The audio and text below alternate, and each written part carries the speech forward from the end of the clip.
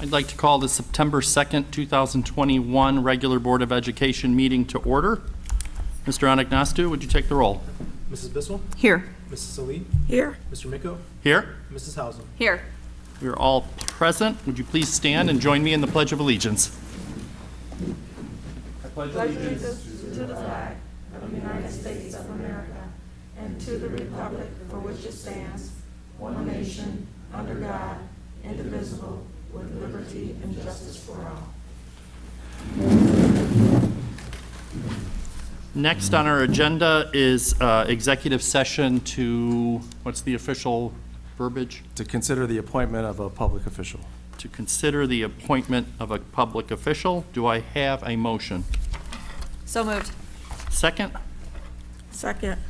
Motion by Mrs. Hausum, second by Mrs. Buckner-Salee. Any discussion? Hearing none, take the roll. Mrs. Hausen? Yes. Mrs. Salee? Yes. Mr. Micko? Yes? And Mrs. Bissell? Yes. We will enter into executive session at 7:02. We do expect to have business afterwards. Thank you.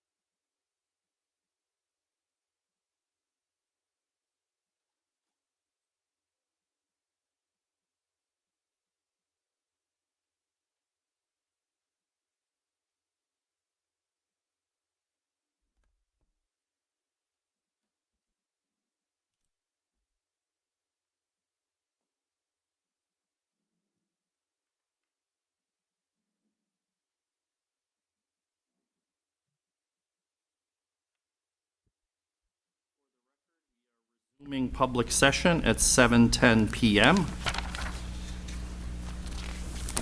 Next on our agenda is resolution to fill Board of Education vacancy. Whereas a vacancy has been caused on the Board of Education by reason of resignation, and whereas this Board of Education has the legal authority to fill a vacancy for the unexpired term thereof, now therefore be it resolved by a majority vote of all the remaining members of the Board of Education of the Strongsville City School District that John Krapinski be and hereby is appointed to serve as a member of the Board of Education of this school district for the unexpired term of September 2nd, 2021, ending on December 31st, 2021. Do I have a motion? So moved. Second? Second. Motion by Mrs. Hausum, second by Mrs. Bissell. Any discussion? So I will share with the community that whenever the board is in this position, it is our job to select a candidate, and we try to select the best candidate that we can select for this board at this time. And I always make sure to highlight this board at this time. This selection has a few characteristics about it.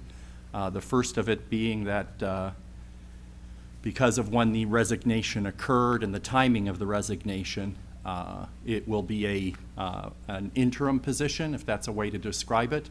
The position is from today until the end of the year, and then at the end of the year, the electoral process will take over and the voters will choose the next members of the Board of Education. And so I do want to thank all 16 residents who applied for this position. I think I do speak for all of us. Our goal is always to have a difficult decision to make, and a difficult decision because we have to choose amongst many qualified, excellent candidates. And that was true this time as it has been in the past. So again, our challenge was trying to find the best candidate for this board at this time.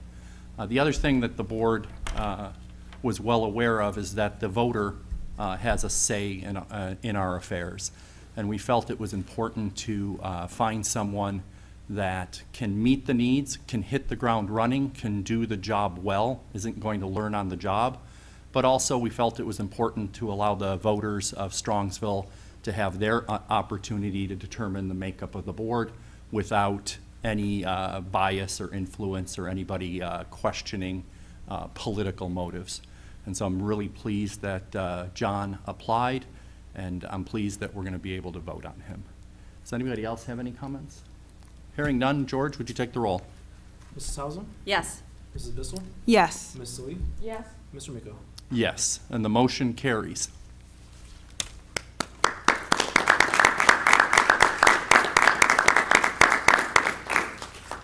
And Mr. Anagnostou, I give you the honor and privilege of executing the oath of office to Mr. Krapinski. Thank you, Mr. Miko. Mr. Krapinski, you want to meet me at the podium and we'll administer the oath of office.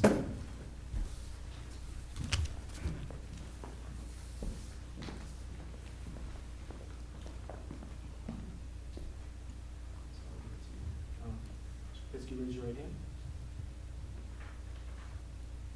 Do you solemnly affirm that you will support the Constitution of the United States and the Constitution of the State of Ohio, and that you will faithfully and impartially discharge your duties as a member of the Board of Education of the Strongsville School District, Cuyahoga County, Ohio, to the best of your ability and in accordance with the laws now in effect and hereafter to be enacted during your continuous and set office until your successor is elected and qualified? If so, please say I do. I do. Congratulations. Next to me.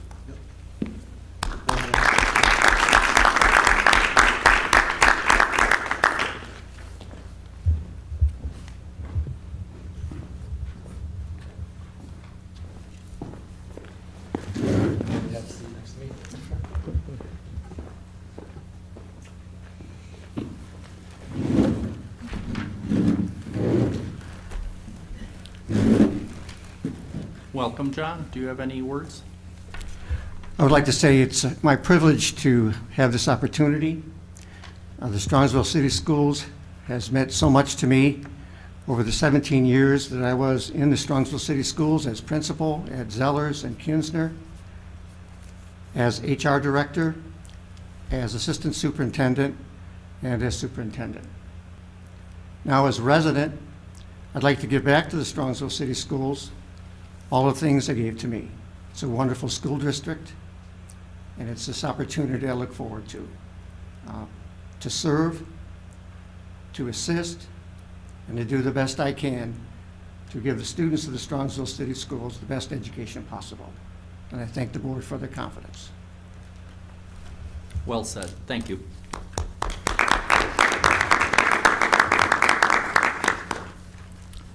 Next on our agenda is district goals. Our district goals remain the same: academic achievement and growth, financial prudence, and community engagement, and we measure all of our efforts by those 3 goals. Next on our agenda is public comment, and I do have a few public comment tonight. First is Karen Farhat. If you would approach the podium and let us know your name and address, and you have approximately 3 minutes. I could go second. I've never done this before. Karen Farhat. Do I have to state my address publicly? Address. Because it's on, I see it, so, okay. 16117 Glendale Avenue. I am a parent of 2 Chapman Elementary School children. Last school year, we pulled our children out of the school and took the route of a homeschool pod, not because we were afraid of the virus, but because we were afraid of the inconsistency of in-school or virtual learning and the masking and social distancing that was mandated onto our children and staff. I am a firm believer that children need to see expression on faces and soft comfort of getting their shoes tied or taking their hand while they're walking down the hallway. This year, we re-enrolled our children at Chapman because we have maintained the masking issue as for parents' discretion. I am not afraid of a virus with such a high recovery rate, especially for the young. I also do not appreciate the discrimination that has continued to plague our community. We are adults trying to protect our children the best way we know how. If you choose to mask your kids, that's your choice. If you choose not to, that's your choice, and we should all respect each other's choices. Professional titles are often thrown out, and levels of education are often thrown out too, but once we become a parent, that goes out the door. I too am as educated as some of the famous people that we are hearing now about. Bill Gates. He dropped out of college, so did I. But for some reason, we're listening to all his recommendations. Some people may throw out the American Pediatric Association recommendations, but please note that their #1 donors are pharmaceutical companies. The same companies that poison our society with toxic ingredients and medications. Some may also throw out their medical history or their immune-compromised diagnosis. I, too, am one of those people. You're looking at someone who has survived a lot of medical things, and it's one of the reasons why I can't and won't cover my face or do anything else. I have suffered brain tumor, had a craniotomy, then a seizure, then a stroke, then another seizure, heart surgery. I could go on. I will not let my children live in fear or be discriminated against. For those who are old enough to remember that we used to get together with a person infected with chickenpox when we were little. Our parents wanted us to have natural immunity. We never quarantined our kids from strep or pink eye. Instead, we received a note in the folders that they may have come in contact. We used to believe that natural immunity was the best way to combat many viruses. Now, trust me when I say I don't want anybody, especially our children, to get sick. But it's a NyQuil commercial, all the symptoms, so they're bound to get something, and then they're going to be sent home to be quarantined. The mental health of our children is far more important to me than covering their faces when they could hardly breathe or barely wear their mask properly. To quarantine a healthy child, to me, is also a crime. You have to understand the stress it puts on them to be isolated from their classmates and even from the life outside of school. When will we keep our children's health to their parents' discretion and not to the government or the schools? The school works for the people of the community. Then what would be done if I don't look at school as a daycare. I would love to have my kids home with me all the time, but I want them to have the experiences that I did at school, with the friends, with learning, with all the activities, with meeting all the different people. I loved it, and I want them to have that too. So I just ask that we just be kind, and then we keep the mask mandate to parents' discretion, and that's all. Thank you. Thank you. Next is Leonard Belvin.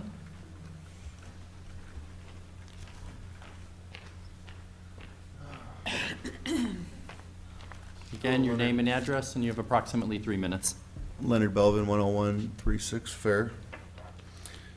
Mine is also about a similar topic. Last week, a message was left on my phone that my daughter's school, Sarar Elementary, would be put under mandatory mask the following day. So, me and my wife both oppose this, and we believe it should be parent choice. And we would like to know, I would like to know, why wasn't it left up to the parents? There was no parent vote. Why was it a message left late in the evening the night before? Why isn't it optional? Why is this mask mandate? Why are you able to force this upon our small children and many parents' opinions, and rightfully so,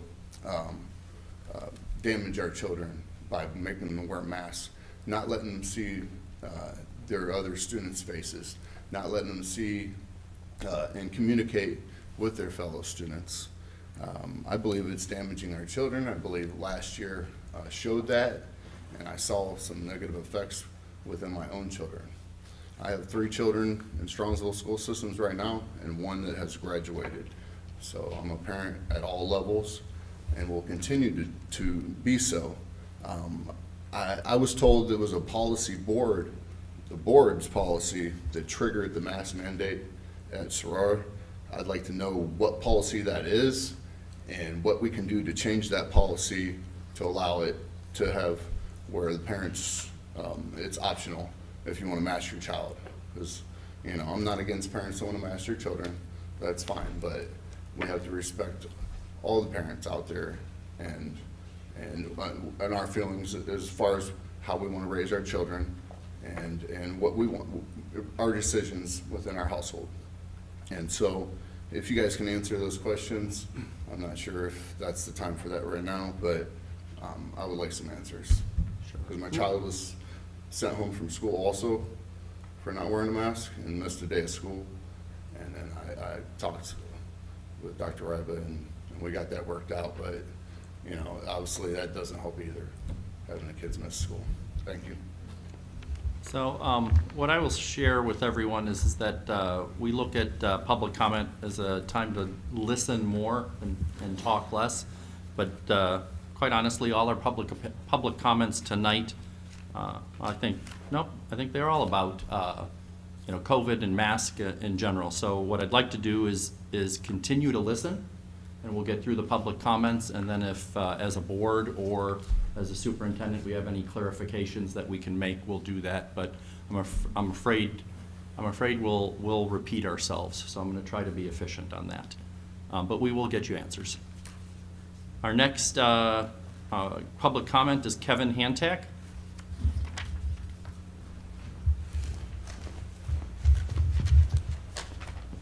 Hello, everyone. My name is Kevin Hantak. I live at 8539 Nancy Drive in Strongsville. First of all, I want to thank everyone for providing this comment, public forum, and also thank the school administration for everything you've done so far in a very difficult time. I truly do believe that everyone has the best intentions with regards to providing high quality education that is both high level and safe. But today I want to provide comment on the current masking policy that Dr. Ryba and the school board have chosen to implement. Given that this has become a very emotional subject within the community, I want to take this opportunity to provide a perspective that removes the feelings from the argument, as the focus should be on the science. Multiple public health agencies have recommended the use of universal masking policy, including the CDC, the American Academy of Pediatrics, and the Ohio Department of Health. These same agencies also indicated in-person learning as a priority. According to the CDC, safely returning to in-person instruction in the fall 2021 is a priority. They also say, due to the circulating and highly contagious Delta variant, CDC recommends universal indoor masking policy by all students, staff, teachers, and visitors K through 12, regardless of vaccination status. Quoting a statement from Dr. Ryba from a superintendent update email sent on August 16th, excuse me. Quote, "The best way to significantly reduce the risk of being quarantined and to stay in school is to wear a mask," end quote. From this statement, it appears that you, Dr. Ryba, agree with the CDC on the best method. Therefore, it is interesting to me that the policy you and the board have chosen to implement make the best method optional. From this, I can only conclude that there are other factors at play here, ones that do not align with medical experts' position, but rather political factors, such as appeasing a large percentage of the community that downplay or think the issue is overblown. But this portion of the community should not hold the same weight as those with the medical expertise in the matter.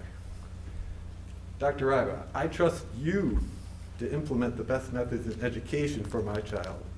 This is your expertise. However, you do not hold the same credentials in epidemiology, pediatrics, or statistics. You or the board are simply not qualified. But that's okay. You don't have to bear the burden. You simply have to choose to adhere to the recommendations from the scientific experts, regardless of the popularity of the decision or the, excuse me, the political ramifications. I do commend you regarding the work you've done so far. I see you are adapting a risk-based approach to managing COVID in our schools, as recommended by these public health agencies. However, by not instituting universal masking, your baseline position deviates from the public health recommendation with no logical reason. I ask you and the board to implement universal masking, follow the experts, follow the science. It's the best chance we have for a good school year here. And to end the quote from a statement today by Dr. Bruce Vanderhoff, the director of the Ohio Department of Health, "To help curb the spread of COVID-19, we strongly encourage schools that are not already doing so to mask." Thank you for your time. Thank you. And next is Vanessa Whitford.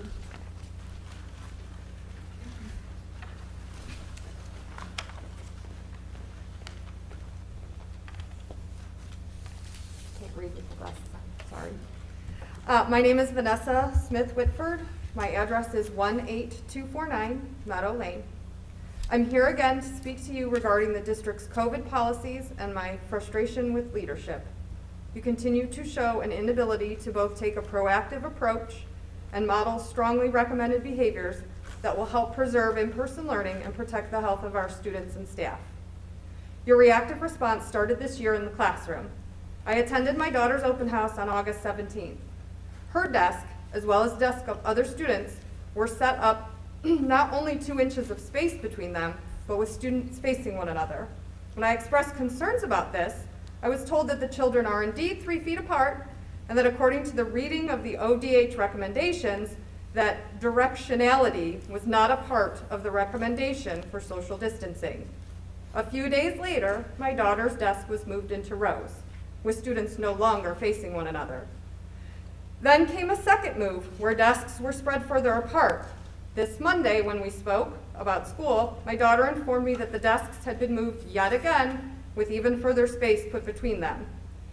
These reactive policies continue to the lunchroom. I had a very specific conversation at open house regarding concerns with seating in the lunchroom. I asked where would the students be sitting. The reply, with 4 on one side of the table and 4 on the other. When I further inquired how could any of those students be 3 feet apart, let alone 6 feet apart to prevent quarantines, I was told we're doing the best we can, but we only have so much space. Again, fast forward to this Monday, and our gymnasium is now our lunchroom because it seems there is indeed enough space for students to be 6 feet apart. So I ask, which is it? Were you unable to do 6 feet, or were you unwilling? This reactive decision-making is causing additional work for so many people. Teachers, principals, and custodians are tasked with moving tables and desks, sometimes several times a week, all in an effort to fix something that should have been set up properly from the beginning. I am so discouraged with the leadership in this district. I expect that you will anticipate problems and solve them before they occur. not wait until they adversely impact a significant portion of our student body. Problems are not being addressed proactively, and in fact, don't seem to be taken all that seriously.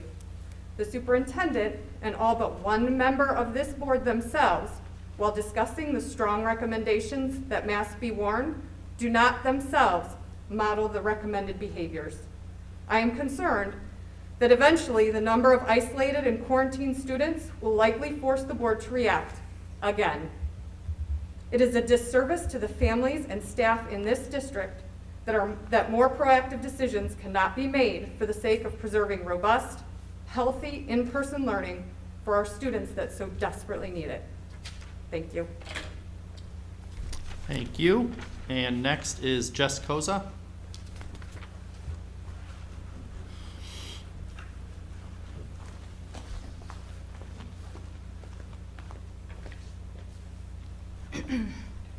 My name is Jessica Koza, and I reside at 9812 Hazelwood Avenue. In light of the time of year, I feel compelled to bring up something that I think many of us had gone through about 20 years ago. A catastrophic event hit our country, and for a minute here, I'd like to share my experiences on how I navigated through a rough senior year of high school. I promise I have a point. A lot of people know that I'm originally from Long Island, New York. I was active in marching band, and my first period that morning was concert band. So we spent the class outside, practicing our routine for the upcoming homecoming parade. Second period comes, and I remember another teacher running into our room for us to stop and pointed to the loudspeaker. That's when we heard the words, "The Twin Towers were taken down." I stood up and I said, "My father works there. I need to call home." I was escorted by a teacher and was the second person in line in the office to use the phone. The girl in front of me hangs up, puts her head in her hands, and says, "We can't get a hold of my dad. He's there." I took a breath and called home. My mother picked up with what sounded like she had been unraveling all morning, and that's when I had learned that my father had taken an emergency flight to his other office in Chicago, so he was not there. Nor were my uncles, who both worked for the NYPD and the FDNY, but they were on their way back into the city for rescue efforts. I hung up the phone and told the school nurse, who was standing there, what was going on. She hugged me and said, "I'm going to need you. There will be students with no information." As the day went on, more students came down. We had to move from the nurse's office to the gymnasium, consoling other children, listening to radio broadcasts of the news that day. We were on lockdown, meaning we could not change classrooms, and we were only allowed to use the cafeteria for lunch. I was a senior, so I was not allowed to leave campus. By the end of the day, my friends from the class that I was pulled from came down to the gymnasium looking for me. I had forgotten about the hours. I buried my face into their shoulders, and I cried. That week, an emergency school board meeting was called, and it was decided that all field trips were canceled for the year due to heightened threats in the area. We were bummed. No competitions, no trip to Disney. It was gone in a hot minute. What I remember the most was our community response. I remember people coming together to help make our senior year more bearable. I remember an influx in compassion and kindness and help. We lost 5 community members that day. I had learned the girl before me did in fact lose her father. His name was Rudy. He was in Tower 2, where my father's office was, just a few floors up. My wish after sharing this story is that we work together in a rough time with things that are beyond our control. We need more compassion, collaboration. We ultimately have the same goal, and that is to keep our kids in school and prevent further learning loss, and also to prevent more sickness and possibly a death in our community. Let's be reasonable, and let's get through this. I understand we're all frustrated and very tired of COVID. I'm calling for some kind of unity before this all falls apart. Thank you. Thank you. I appreciate your comments. And next on our public comment is Rachel Belvin. Did I say that right?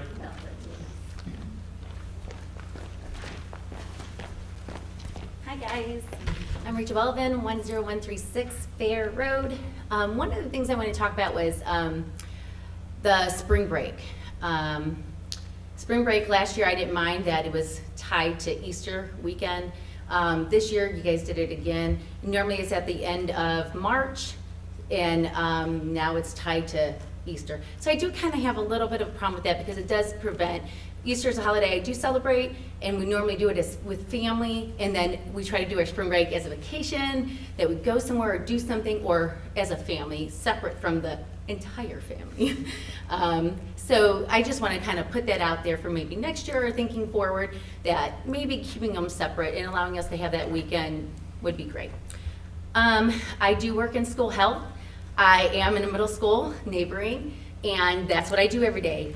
From the beginning of COVID, I've been dealing with this directly. I'm trying to bring you guys a different perspective from what's really going on inside the schools. We know that recommendations are exactly that. They're just recommended. A lot of it is based on information, data, but it's still a general decision that you have a recommendation. We know that, or I know that, and most people that are in the schools know that students that are fully masked and fully vaccinated are still getting positive COVID results. We do know that it's going to be more so in the younger group of masks not really benefiting the children, because if any of you have walked through an elementary school, it is hanging down their nose, it is under their chin, it is hanging in the wind. They are touching it, they are touching things, they are touching each other. If masks are used effectively, they can slow your chances of getting it based on information. But that is literally doing it 100%, 100 at a time. We know that that's not happening, and it's not possible. Honestly, masks aren't the main way of doing it. 6 feet away would be for isolating our children. So some suggestions could be as simple as this, is still giving options to parents. Those children that can be vaccinated. Those children that wear a mask, wear a mask, because we know that if you're vaccinated or fully masked properly, which I don't see how any elementary school kid could avoid quarantine based on wearing a mask full time, because they just don't. They don't. We have in our school, and our older kids, we have teachers that verify that they do not wear their mask properly, therefore they still get quarantined. I don't know if our teachers are doing that in our district, but I can't see it happening in the elementary. We do know that there are no deaths at this point, especially for this age group. 16 and above is where it was affected. That was the point, that we shut down everything because we did have deaths. And that is important. All lives matter, and it really did make a difference that we stopped. It was new for all of us. We had to figure out what this is, what it's doing, but yet our lack of research was mainly focused completely on a vaccine or that kind of way, instead of focusing also on all aspects of this. That means natural immunity. It also means other ways of coping with the virus, which we do not have enough data. We do not have enough information to support or unsupport this stuff. That's the thing. When we look at all the information, it's there, the recommendations, and yet they're saying, yeah, this, and this, but they're not saying no, no, no either. It's kind of like a gray zone. They're kind of saying yes, but no, and no, but yes. And to me, that's not enough evidence and information to support everything.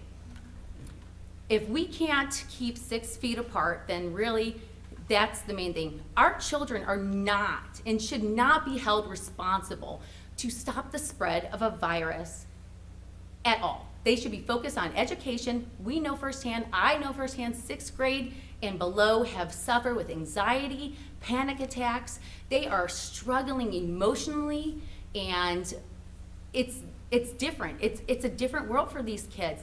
We need to stop putting so much pressure on them. They were already pressured enough with just being good kids and going to school every day and just turning in their homework. Now they're responsible for not spreading a virus that honestly is hitting everyone.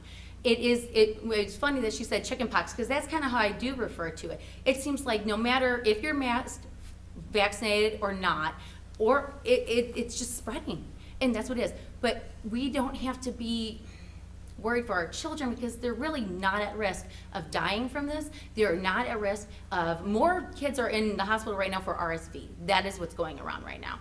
And we have stomach issues. I have kids that are going home that have not COVID, but yet it seems like COVID because I got sent home because I got 1 or 2 symptoms of something, and it's tummy issues, it's constipation, 90% of the time, guys, just saying. Make sure your kids drink water. But listen, I have a child, there's no, this is the other thing, there's no flexibility in this too, because we have children that have disabilities, they have sensory issues, they have hyperactivities and impulsivities and behavioral problems enough that they struggle with on a daily basis, long enough to have to worry about following these other rules to protect something that us parents are supposed to be doing. We should not be sending our child to school if they have any symptom. If they have a symptom, you keep them home. We monitor it. If they're good, they go back. If they're not, we send them to the doctor, we go get them tested. We should be the ones to, monitoring and taking charge of that. It should not be so much the schools that have to enforce possibility of a sickness. We, especially when now we have, if you're fully masked, you don't go home. If you're fully vaccinated, you don't go home. So for those people who could be walking around with COVID are spreading it because they don't need to be tested. They don't need to worry about spreading it or not because they're vaccinated and fully masked. But we know in stats that fully vaccinated and fully masked kids are testing positive. They may be asymptomatic and you wouldn't know it. They're not going to show that. They may say, "Oh, I have a headache one day," and that's enough, and you wouldn't know. And why would we investigate that? And most of us don't. So that's what I'm saying. The children need to focus on their education. We as parents need to be proactive in making sure that we aren't sending our children to school sick to help with the spread of it. But it's not the children's responsibility to stop it. Nobody is at risk at this point under the age of 60, especially under the age of 12, from getting sick and dying from this, especially that they aren't recovering. 8 days and they're pretty much back at it. And I have yet to see one person, every infected positive that I've seen thus far has been from somebody who has not had COVID prior. So that's another thing. So vaccinated and fully masked, these kids that are testing positive have not had COVID before. I have yet to come across one that had COVID, recovered, and has had it again. Just my personal experience, and that's why I'm sharing. We should also be talking to, when we send in numbers to the state, they're numbers. There's no history behind it. There's no saying, "Oh, well, this many kids got quarantined because guess what?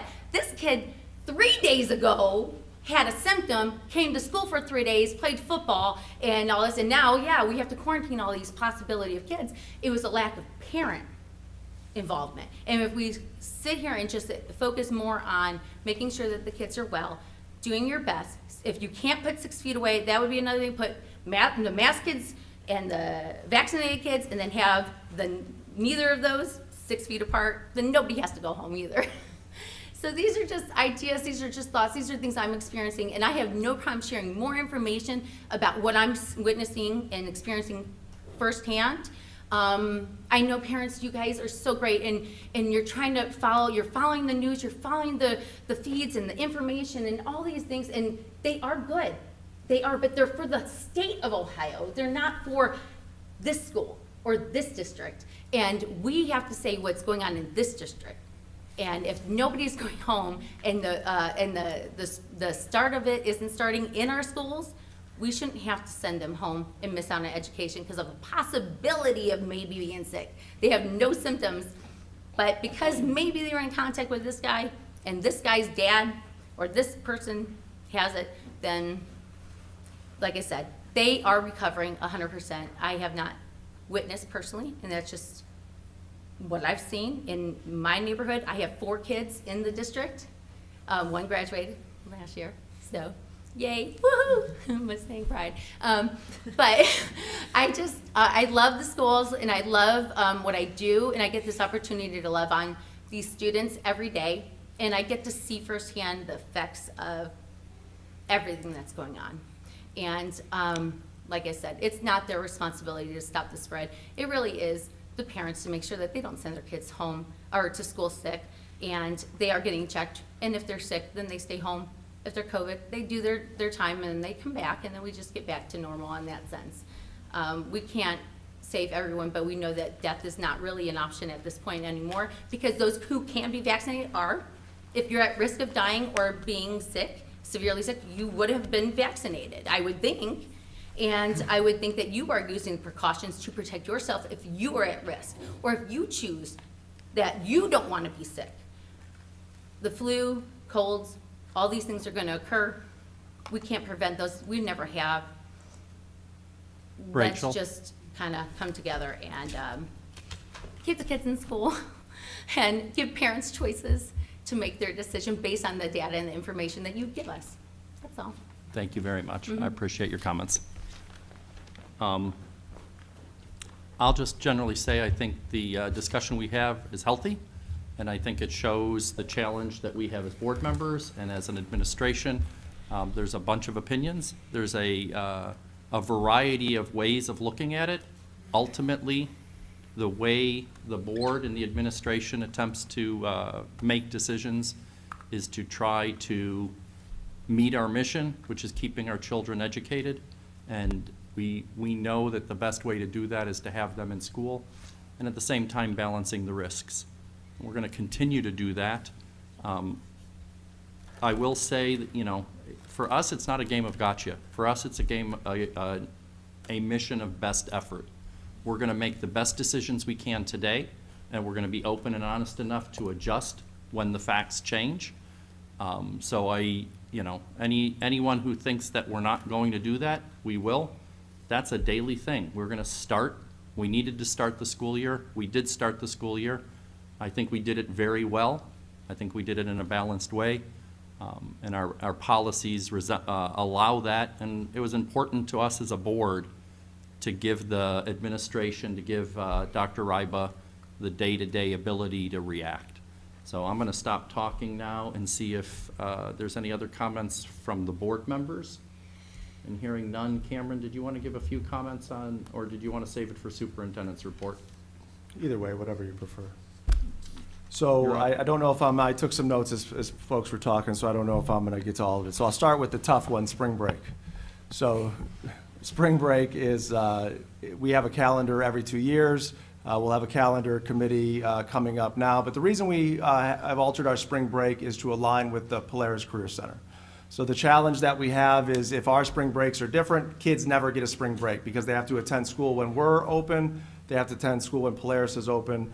So a few years ago, we worked with Polaris, and all Polaris districts aligned our spring breaks for that factor. So that's a conversation we'll be having again with our Polaris colleagues, and then we have a calendar committee that's represented by parents and staff, so we'll take a look at that.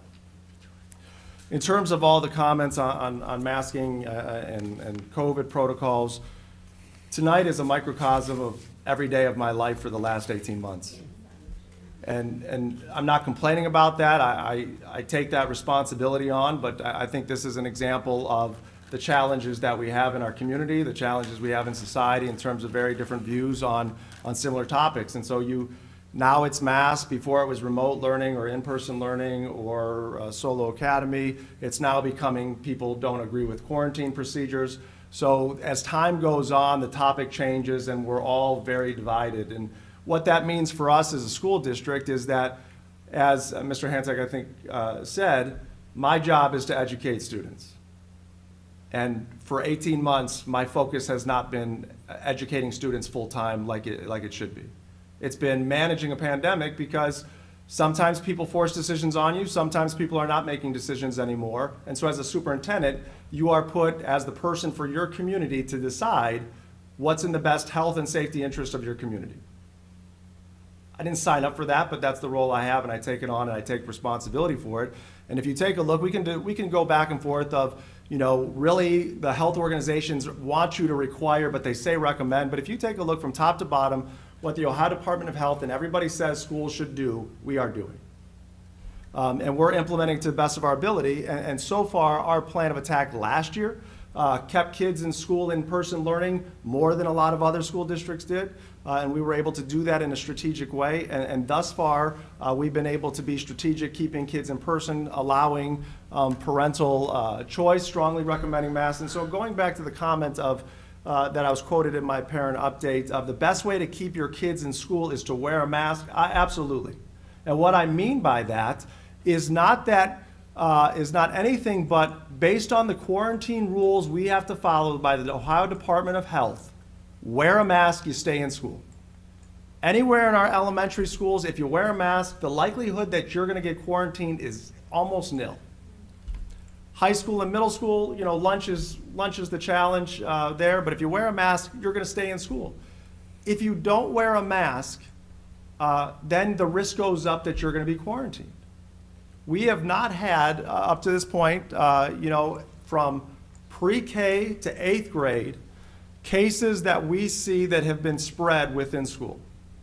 So the idea that COVID is spreading from student to student and we're putting other students at health risk, if I felt that was the case, then I would mandate everything I possibly could. But we're not seeing that spread. This week, and when we update our dashboard next week, you'll see that we are documenting some spread at the high school. The challenge, and we're saying it's spread. It's a student that was quarantined based on a direct contact at school that has now tested positive for COVID. Our high school students do a lot of stuff outside of school. So yes, they were quarantined. What they did out of school, I'm not sure, but we're counting it as a spread. So we need to be cognizant of that as we make our rules. So in terms of, Mr. Belvin, we've spoken on the phone, but in terms of the policy, if you want to write this down, it's 8450.01. If you go on our website, it says district, and then you can go to board, and then you'll see board policy. And so what that policy says, it's the same policy we've had for a couple years now. It says during times of heightened community spread, the superintendent has the authority to implement facial coverings.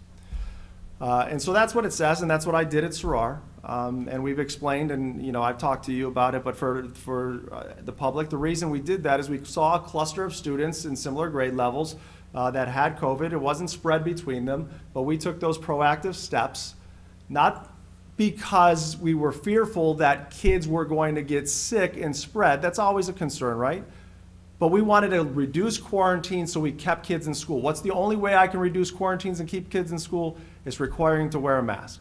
Making sure that the positive cases of COVID do not spread or do not get bigger than a couple kids. And then the fact that we could keep students in school by mandating masks, and that's what we did, and it's worked. That we didn't see increased COVID cases for Sarar. We saw quarantines significantly reduced, and we're in a much better spot. Now, what it also says is this part is an administrative guideline. This is not public on the website, but I could share it to you if you would like. It goes through all the administrative steps of what do we do for masking. And one of those things is if I enact a mandatory mask in a building or across the district, and what happens if students or staff refuse to follow that, then there's a series of enforcement consequences that we have that basically says we are going to follow the code of conduct for refusal to follow those guidelines and that mask mandate. So in terms of do I have the authority? Yes, I have the authority to do it. I did it, and I have the authority to enforce it if people refuse to follow that in a variety of ways. Obviously, our goal is to do that as the lowest step possible and keep students in the school. The other thing, Vanessa, in terms of your feedback about reacting, I just want to let you know that that's sometimes what we have to do. I know, and I'm not speaking directly to you, but I know from an outside perspective, some of these decisions may seem easy, and why didn't you see it, and why didn't you do it? And some of the decisions I make, I learn from them, right? They're not all going to be perfect 100% of the time. But I think when we look at the complexity of 5,600 students, 800 staff, 8 buildings, multiple departments, rules changing constantly, the simplicity on the outside to say, well, why didn't you just do this, versus the complexity of moving thousands of people around is sometimes easier said than done. So when we take a look at, just a couple examples that you used. When we take a look at the students being in groups, we have a real challenge. We had 300, I said this morning, you heard me this morning. We have 300 more elementary students coming to school every day than we did last year. We don't have the ability to distance at 6 feet anymore in some of the classrooms. I can't talk in comprehensive terms because I have smaller class sizes at Sarar. I've got bigger classrooms at Moraski. I've got different considerations in every place, but we put kids in a group in a way because it's educationally sound. When we take a look at the challenges our kids are having educationally because of the pandemic, because of the restrictions that we have to put into place, we want to look at how can we implement an educational system in the best way possible that keeps kids safe and healthy, but also mitigates some of the losses that they're seeing continuously. Kids sitting in rows worked for many of us. I look around the generation that are in this room. It worked for us. It doesn't work for our kids here today. It doesn't work for their opportunity to collaborate and learn and work together. And so we put kids into groups. We socially distance them at 3 feet. You know the reason I changed it?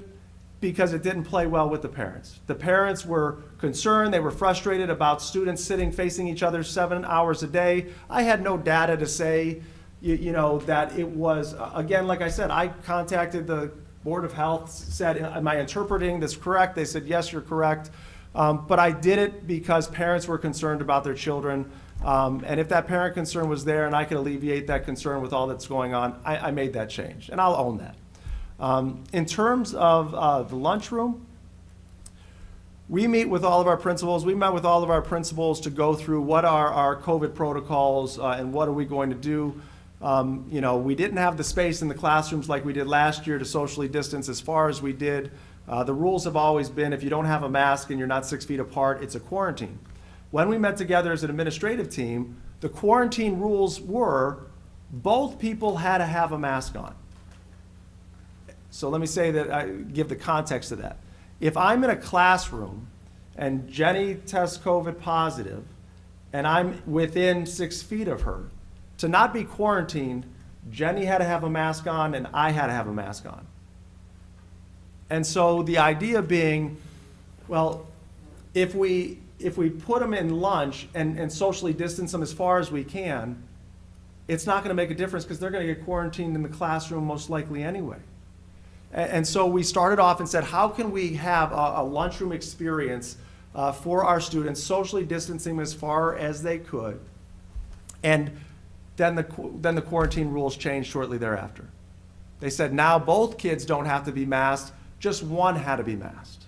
And so then we said, okay, that changes the game a little bit. We're going to reduce quarantines a little bit in the classroom. And then how can we manage hundreds of more kids that are in the classroom or in the school district? And how do we do that in a way that just doesn't replicate last year?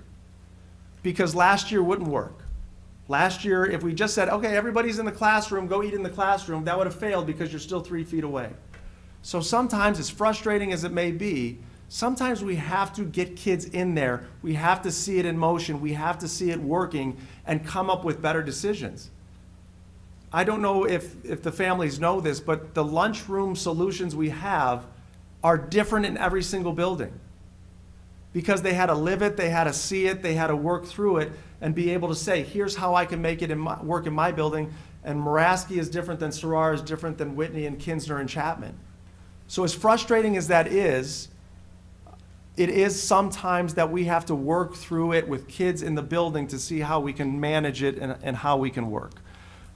So in terms of the masking and the data and the dashboard, I said this to a number of parents.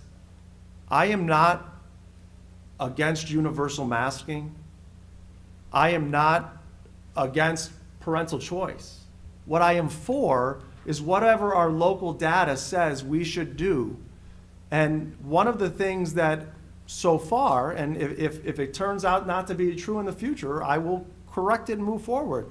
But so far, the concern with that approach from parents is, well, you're just waiting for a lot of kids to get sick. So far, based on what we've seen, we've been able to put mitigation strategies in that's reduced positive cases, kept kids in school, and done it safely for periods of time. And so that's what my focus is. My focus is, right now, based on contact tracing, I would ballpark 95+% of our kids are getting COVID outside of school. So far in our district, of all our all of our quarantines, 4 of them that have been quarantined have tested positive. They've all been at the high school level. So the question I continue to ask myself is, what can we do and where do we need to implement mitigation strategies that are going to reduce the number of students that have to leave school, not because they're sick, but because of a quarantine? And for those families that are frustrated at our quarantine procedures, we've had a lot of discussion. We've talked with our legal counsel. Right now, we are following the Ohio Department of Health guidance. And so everything we do is directly related to the Ohio Department of Health guidance. Quarantine rules have changed 17 times since they started. They've evolved, we've evolved with them. Now, if you read the Plain Dealer today or Cleveland.com, there's a group of superintendents that's working with the state and the Ohio Department of Health to do a test about, can we reduce quarantines even further in Warren, Ohio? And so they're going to do a test to see, hey, can we reduce quarantines to reduce the amount of time kids are in school? And then let's take a look at that data and see if we can adjust and shorten the quarantine procedures based on that. So the state, us, are looking at that to see, is there a way where we can reduce that safely and keep kids in school? The other part that I would mention, and I guess this is the part where I'm bragging a little bit about what we've done, not defending, is that I think we've tried to provide as much choice as we possibly can for our families. We have a virtual school. We've had a digital academy for a long time, but the state legislation has come in and put a whole lot of requirements on what that means to be. It's a heavy lift for a school district to have a virtual school now. 3 administrators, but basically 50% of their time at the beginning of the year has been the virtual school. We're one of 135 school districts in Ohio that have done that. There's 614 total. We're giving that choice to our family because we think, not about the work, but we think it's the best for our families. A lot of school districts with quarantines now are not live streaming or providing high quality video instruction for their students. They're going back to the typical absence procedures of pick up the work, check out the Google Classroom, work through it at home. We're still live streaming our classes for students that are under quarantine. So in terms of how we can work to support on a multi-layered approach, in terms of, not just about masking, we're socially distancing as far as we can. The same disinfection and sanitation protocols that we had last year are still in place. The HVAC ventilation plan that we had is still in place. Respiratory etiquette, those things are still in place. So we're doing everything we can. And I would say if you look at our data, specifically at the elementary school and even at the middle school, the data indicates that the plan is working. The high school is something that I will be taking a look at and making a decision here shortly if any additional mitigation strategies are going to be put in place based on the rate of positive cases and the quarantines that we're seeing this week. Any follow-up questions or things from the board that you feel I should address or missed? I think you covered it. I was just going to comment that, again, many of our decisions are strategic. A lot of times we want to cast them as, either it's absolutely no masks or absolutely masks. Many of our decisions are strategic. So sometimes there's principles that we're following. Sometimes it's, we're going to have a mask just so that we can control the quarantines because the quarantines are rising. And I respect when those decisions go afoul of individual parents. But part of it is trying to be as responsive as we can to parents and what they're hoping for. And part of it is just being strategic or pragmatic or what have you. The mandatory masking at Sarar. It was a strategic decision regardless of everybody's opinion about spread and severity and all of those issues. At that point in time, we said if we don't do this, so many children will be quarantined that it becomes impractical. So it was a 1-2 week decision, and then we reassessed. And as far as anybody's wondering how we approach that, that's how we're going to continue to approach it, is to be strategic, to be practical, and to try to balance things that don't seem to want to be balanced. But we'll take those decisions day by day, week by week, and we'll get through it. Anyone else have any comments? Next on our agenda is Treasurer's Report. Mr. Anagnostou. Thank you, Mr. Miko. I have 2 items for your consideration tonight. They both revolve around startup funds, startup change funds. One for the cafeteria, be it resolved upon the recommendation of the treasurer, that an additional $200 be added to the cafeteria change fund for a total of $1,000, which $800 was approved in the July 12th, 2021 board meeting. These funds are used to establish startup funds for the school cafeterias. And then B, the high school derby change fund at the high school, be it resolved upon the recommendation of the treasurer that the high school derby change fund be established in the amount of $100. These funds are to be used to establish startup funds for the derby spirit shop. And these are in the beginning of the day when they start their cash registers to have change on hand. So at the end of each year, they're returned back to the treasurer's office, and then we reestablish at the beginning of the school year. Any questions for George? So the high school derby store is awesome, and it's really nice to see that. And I'm glad they need a change fund, and I hope they do lots of business. Superintendent's report. I don't have anything specifically other than what we just talked about, so I'm going to turn it over to Jenny for our human resource report for this meeting. Thank you, Dr. Briba. Under Human Resources this evening, I have the following items for your consideration. Under B1, resignations for non-certificated staff. Under B2, appointments for non-certificated staff.